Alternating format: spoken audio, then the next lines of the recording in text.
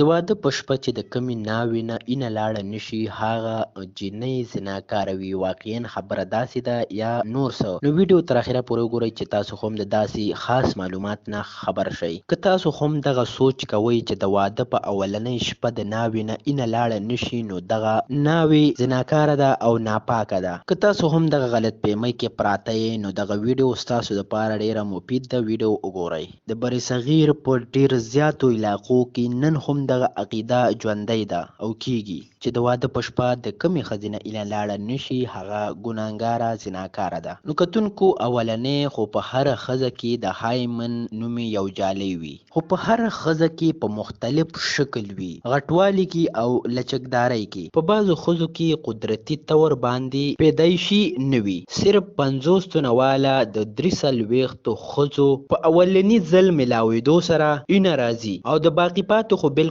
نه راځي. نو د دې مطلب پاکۍ څه کیدای شي نه چې ناپاکي وي. په اولني ځل ملاوېدو سره اینه راځي او د باقي پاتو خو بالکل نه راځي. نو د دې مطلب پاکۍ څه کیدای شي نه چې ناپاکي وي. دغه جالۍ د سایکل چلولو سره، ورزش کولو سره، منډې وهلو، جمناستیک کولو سره دغه جالۍ متاثره کیږي او شلیږي، نه چې د یو سړي سره میلو شي او وشلیږي. نو کتونکو دغه معلومات هم درکول چې د کمې ښځې د واده په شپه باندې اولني ځل اینه رانشي نو د دې دا مطلب نه دی چې هغه ناپاکه ده. دا ډیر غلط سوچ دی چې نن سبا دور کې هم کیږي چې د کمې ښځې د واده په شپه باندې اولني ځل اینه رانشي نو د دې دا مطلب نه دی چې هغه ناپاکه ده. دا ډیر غلط سوچ دی چې نن سبا دور کې هم کیږي. دغه معلومات نه مې خبرولې. کوم معلومات هم خوښ شوي وي او څه فایده درته حاصله شوي وي نو ویډیو ضرور لایک کړئ او کوم ملګري چینل ته نوي راغلي دي هغه دې چینل هم سبسکرایب کړي چې داسې معلوماتونه خبرېږي.